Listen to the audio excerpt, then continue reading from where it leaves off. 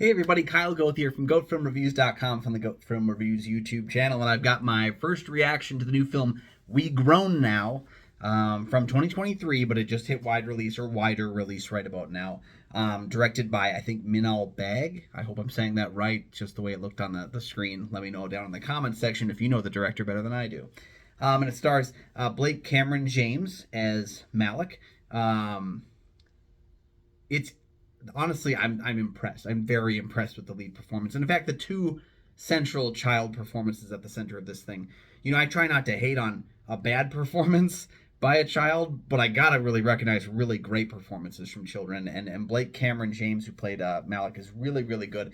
Glenn Knight Ramirez also played Eric. I had to pull that up because I did have to make sure, because I don't know these kids. I've never seen them in anything, but I was so impressed. It follows the two kids growing up in Cabrini Green in Chicago in 1992. Now, if you know Candyman, if you're not a Chicago native but you know Candyman, that was set at Cabrini Green. But I've actually never seen Cabrini Green as a location for an actual drama, like outside of Candyman hooking people. I've never seen that done before as a location. So it was very interesting to see this kind of flip side of it, because I've only ever seen it associated with horror films. And I've never been to the area, so I can't really speak to it. So, but it was cool watching these kids have a coming of age story that really stood out from the crowd for me and actually surprised the heck out of me. Central performances were great. We also get Esipatha Murkison, who plays Malik's grandmother. His mother's played by Journey Smollett. And then Lil Rel Howery plays Eric's dad. So we've got some more kind of seasoned performers kind of with them in that. Hold on one second. I got people watching TV here. We've got like basically the elements of good uplifting performances that will help carry these two central characters, but I honestly don't think the kids even need it. They were very strong in the film. This had shades of Kiarostami's Where's the Friend's House. I think that's the name of the film. I kind of forget the name of that film because it's not a great title. And you know what?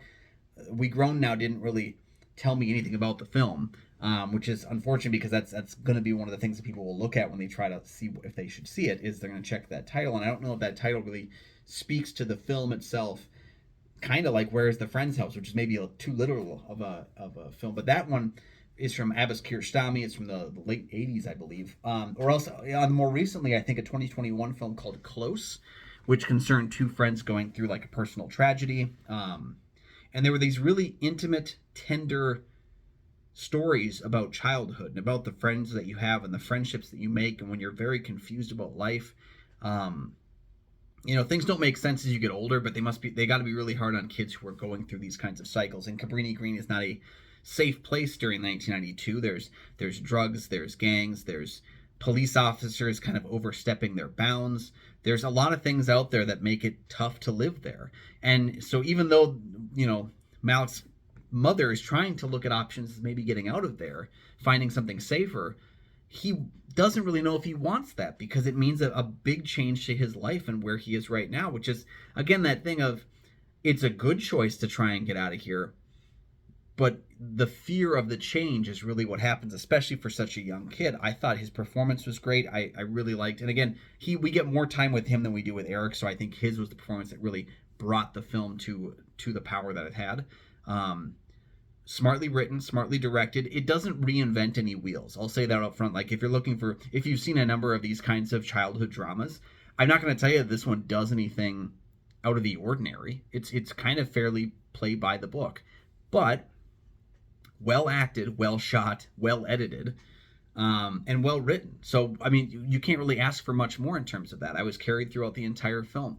Near the end, there are kind of some elements that play maybe beat by beat a little bit too similarly, and that kind of caused the pacing to slow down, because we were less focused on building the characters at that point and more where they're going to end up. And I think that did slow down the pacing a little bit, but that's just merely a nitpick that kind of took me out of the film a little bit near the end. But just minor nitpicks is all that I really have for this one, because I think that while not being something that's completely, ingeniously put together and constructed this sci-fi masterpiece kind of, it's not that. No, it's a couple of kids growing up together in the 90s, and I connected with that growing up myself in the 90s. So I love that we are getting different cultural stamps on the childhood drama.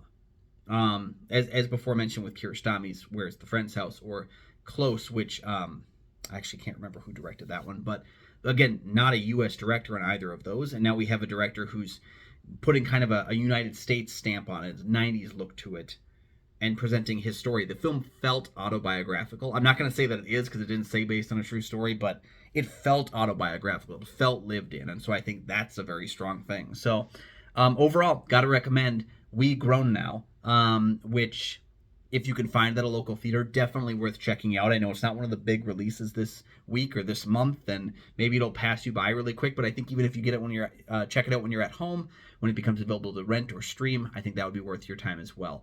Go ahead and let me know your thoughts on We Grown Now down in the comment section below once you've seen the film. Go ahead while you're down there and like and subscribe. There are 2 free things you can do that help to support the channel immensely.